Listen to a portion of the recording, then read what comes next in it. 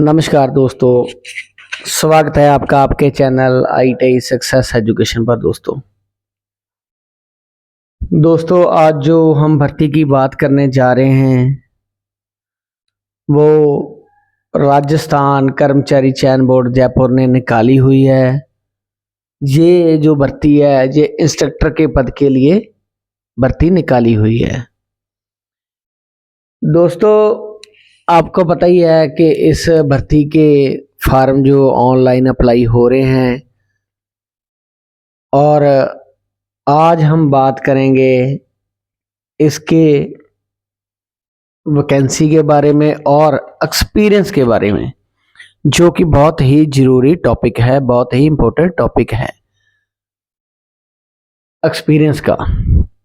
सबसे पहले दोस्तों हम देख लेते हैं कि इसके लिए कौन कौन से पद हैं जिनके लिए भर्ती की जा रही है और उसके साथ इसकी टोटल संख्या भी हम देख लेंगे, कुल पद कितने हैं। सबसे पहले तो बात करें तो दोस्तों आपको डिस्प्ले पे सामने स्क्रीन पे दिखाई दे रहा होगा जो नोटिफिकेशन है उसका आप देख सकते हो और अच्छी तरह रीड कर सकते हो। सबसे पहले बात करें दोस्तों, सबसे पहला जो पद है वो है ड्राफ्ट्समैन सिविल के लिए। ड्राफ्ट्समैन सिविल के लिए जो वैकेंसी है वो 38 है। सेकंड है इलेक्ट्रीशियन की जो वैकेंसी है 348 है। उसके बाद है इलेक्ट्रॉनिक्स मैकेनिक की जो वैकेंसी है दोस्तों वो 76 है। और नेक्स्ट बात करें तो दोस्तों नेक्स्ट जो पद है इंस्ट्रक्टर का उद्देश्यक का वो है फिटर की जो टोटल वैकेंसी है वो 243 है। उसके बाद बात करते हैं दोस्तों तो नेक्स्ट जो ट्रेड है उसके बारे में, उसका नाम है information and communication technology system maintenance. इसकी जो टोटल वैकेंसीज है वो है 47। नेक्स्ट बात करते हैं दोस्तों, नेक्स्ट है जो मैकेनिक डीजल अनुदेशक के लिए, मैकेनिक डीजल इंस्ट्रक्टर के लिए। इसकी जो टोटल वैकेंसी है ये 199 है। नेक्स्ट बात करें दोस्तों 7 नंबर पर तो ये है MFV मैकेनिक मोटर व्हीकल के लिए, तो इसके टोटल जो पद हैं वो 71 है। और जो 8 नंबर पे है प्लम्बर के जो टोटल पद हैं वो है 58। नेक्स्ट है दोस्तों RAC refrigeration and air conditioner technician. इसकी जो है 134 टोटल वैकेंसीज हैं। और इसके बाद जो बात करते हैं दोस्तों नेक्स्ट जो वैकेंसी है उसका नाम है सोलर टेक्नीशियन इलेक्ट्रिकल जो है इसके टोटल जो पद हैं वो है 36। और उसके बाद हैं दोस्तों टर्नर के जो टोटल जो पद है 42 है। और इसके बाद है दोस्तों वेल्डर के जो टोटल पद हैं वो 139 है दोस्तों। उसके बाद नेक्स्ट बात करते हैं दोस्तों, नेक्स्ट है वायरमैन के जो टोटल पद है वो है 90। और इसके बाद जो बात करें दोस्तों 14 नंबर पे है कॉस्मेटोलॉजी के जो टोटल पद है वो है 43 दोस्तों। और इसके बाद बात करते हैं दोस्तों सोइंग टेक्नोलॉजी के जो है 40 पद है दोस्तों। उसके बाद बात करें दोस्तों 16 जो नंबर पर है वो है computer operator and programming assistant COPA. इसके जो टोटल पद है दोस्तों वो 217 है। 217 दोस्तों। इसमें से बात करें तो 14, 15 और 16 वाले जो नंबर के पद हैं जैसे कॉस्मेटोलॉजी, सोइंग टेक्नोलॉजी और COPA computer operator and programming assistant के लिए जो है ये नॉन इंजीनियरिंग ट्रेड है दोस्तों। नॉन इंजीनियरिंग ट्रेड के लिए ये पद हैं। और जो बाकी पहले वाले हैं मैंने बताए हैं आपको 1 नंबर से लेके 13 तक ये इंजीनियरिंग ट्रेड के लिए है दोस्तों। ये पद काफ़ी अच्छी संख्या में, काफ़ी बड़ी संख्या में ये पद है, आपके लिए बहुत अच्छा अवसर इसमें अप्लाई करने के लिए दोस्तों। टोटल जो पद बनते हैं दोस्तों ये है 1821 ये टोटल पद हैं दोस्तों।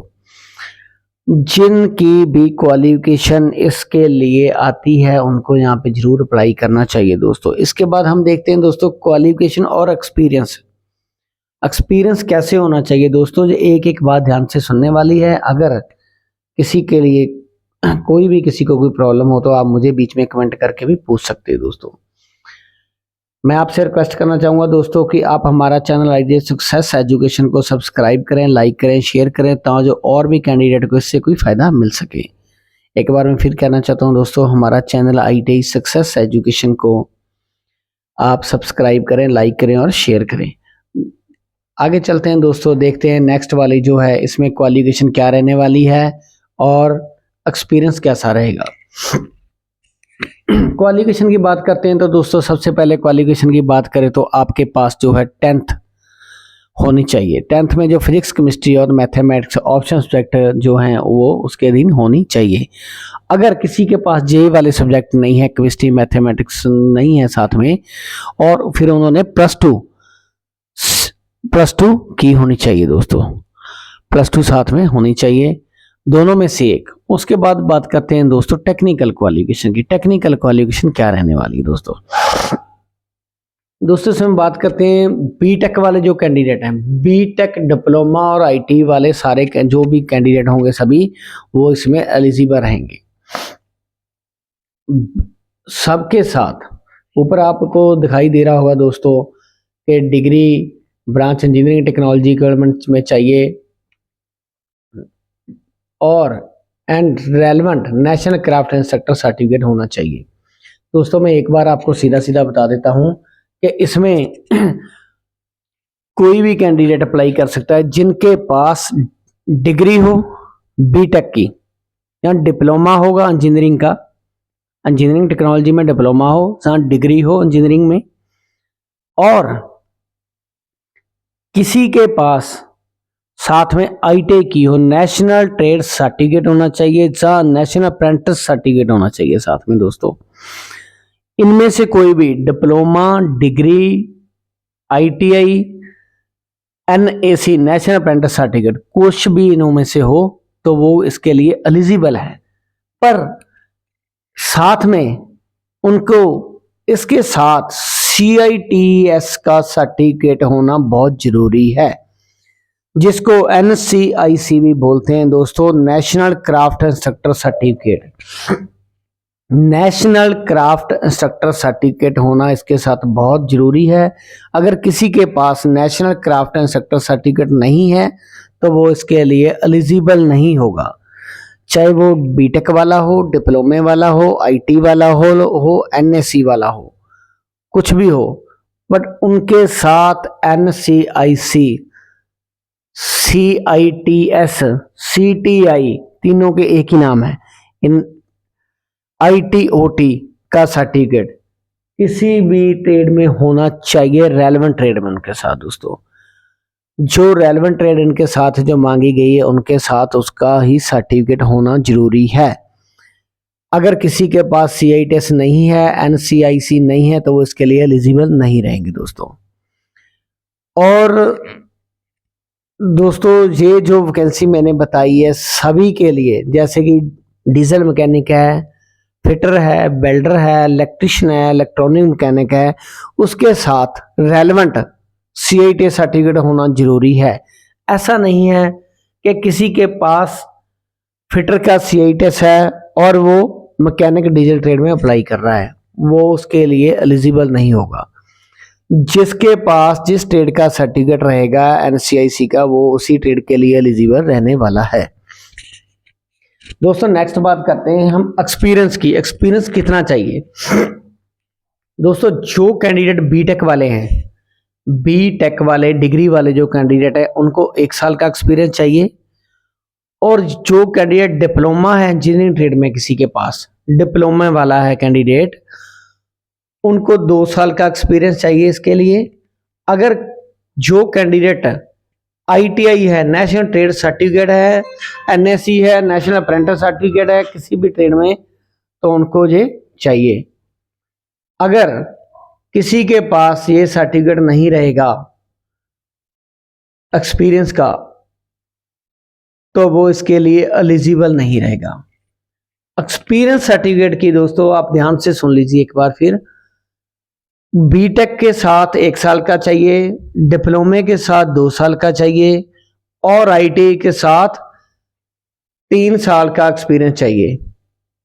अगर किसी के पास एक्सपीरियंस इससे कम है ऐसा नहीं है तो वो इसके लिए एलिजिबल नहीं रहेगा। और जो ये एक्सपीरियंस है दोस्तों, ये आपका CITS NCIC के बाद का होना चाहिए। ऐसा नहीं है कि ये एक्सपीरियंस आपके पास पहले का है और आप उसके लिए एलिजिबल नहीं रहने वाले दोस्तों, क्योंकि जो एक्सपीरियंस होता है वो बाद का ही होना चाहिए, नहीं तो आप एलिजिबल नहीं रहोगे। एक बात और दोस्तों, जिसके पास ये एक्सपीरियंस है वो फेक नहीं होना चाहिए, वो बिल्कुल ओके और राइट होना चाहिए। अगर किसी के पास गलत एक्सपीरियंस हुआ तो वो इसके लिए एलिजिबल नहीं होगा, उसके साथ 420 का केस हो सकता है। क्योंकि जो एक्सपीरियंस होता है दोस्तों, अप्लाई करने के बाद आपका जो एक्सपीरियंस है वहाँ पे जहाँ से आपने एक्सपीरियंस बनाया हुआ है, चाहे वो किसी ITI से है, ITI से टीचिंग का है, जहाँ किसी इंडस्ट्री से है, वो आपको जहाँ से एक्सपीरियंस है वहाँ से मेल के लिए मेल डाली जाएगी जब आपका सिलेक्शन होगा, और वहाँ पे जो एक्सपीरियंस आपने बनाया हुआ है वहाँ से वो रीचेक होगा एक्सपीरियंस, वहाँ से वो वेरीफाई करेंगे कि इनका एक्सपीरियंस सही है या नहीं है। एक बात और दोस्तों, सबसे इंपॉर्टेंट बात, स्पेशल इन्होंने लिखा है कि जो एक्सपीरियंस है, आप देख रहे होगे सामने, एक्सपीरियंस के साथ सैलरीड एक्सपीरियंस होना चाहिए। उसकी जो सैलरी है वहां पे मेंशन होनी चाहिए, और सैलरी जो उसकी है वो अकाउंट में आई होनी चाहिए, जहां कोई सैलरी स्लिप उनके साथ होनी जरूरी है। अगर ऐसा नहीं होगा तो समझा जाएगा कि आपका जो एक्सपीरियंस है वो फेक है। इसीलिए अगर आप एक नंबर में एक्सपीरियंस चाहते हो तो ये एक्सपीरियंस वो ही अप्लाई करें, वही कैंडिडेट जिनके पास ये एक नंबर का एक्सपीरियंस होगा। अगर किसी के पास ये एक्सपीरियंस नहीं होगा तो वो यहाँ पे अप्लाई करने का उनको कोई बेनिफिट नहीं है। इसीलिए आपसे मैं फिर कहना चाहता हूँ कि आप इस एक्सपीरियंस के लिए बनाए गए हो तो बिल्कुल ठीक एक्सपीरियंस होना चाहिए, किसी के पास ये गलत एक्सपीरियंस नहीं होना चाहिए दोस्तों। एक और दोस्तों, सबसे ही आवश्यक सूचना दोस्तों, बहुत जरूरी है, जो दोस्तों जो ऑटोमोबाइल से संबंधित इंस्ट्रक्टर हैं, ऑटोमोबाइल से संबंधित कैंडिडेट होंगे, उनके लिए यहां पर आवश्यक सूचना दोस्तों ये है कि जो भी कैंडिडेट ऑटोमोबाइल ट्रेड से रिलेटेड है, जो कि जैसे कि मोटर मैकेनिक वाले कैंडिडेट हैं, डीजल मैकेनिक वाले कैंडिडेट हैं, मैकेनिक ट्रैक्टर वाले कैंडिडेट हैं, मैकेनिक कृषि मशीनरी वाले हैं, मैकेनिक ड्राइव कम सहायक मैकेनिक ट्रेड वाले, तो कोई भी कैंडिडेट जो कि ऑटोमोबाइल से रिलेटेड है, उनके पास हैवी लाइसेंस होना चाहिए दोस्तों। हैवी लाइसेंस भी जो है जो फॉर्म अप्लाई करने की लास्ट डेट तक है तब तक बना होना चाहिए। अगर किसी के पास उसके बाद का हैवी लाइसेंस होगा तो वो मान्य नहीं होगा। मैं फिर बताना चाहता हूं दोस्तों, जो ऑटोमोबाइल वाले कैंडिडेट है उनके पास हैवी लाइसेंस होना चाहिए। अगर किसी के पास हैवी लाइसेंस नहीं होगा तो इसके लिए एलिजिबल नहीं होगा। हैवी लाइसेंस होना चाहिए तो वो होना चाहिए लास्ट डेट से पहले पहले। अगर किसी के पास लास्ट डेट से पहले का हैवी लाइसेंस नहीं है तो वो इसके लिए एलिजिबल नहीं रहने वाला है दोस्तों। मैं उम्मीद करता हूं दोस्तों ये जानकारी आपको अच्छी लगी होगी, और एक बार मैं फिर आपसे रिक्वेस्ट करता हूं कि आप हमारा चैनल ITI सक्सेस एजुकेशन को सब्सक्राइब करें, लाइक करें और शेयर करें दोस्तों, ताकि किसी और भी कैंडिडेट को इससे वीडियो से बेनिफिट मिल सके दोस्तों। चैनल पर विजिट करने के लिए थैंक यू, धन्यवाद दोस्तों।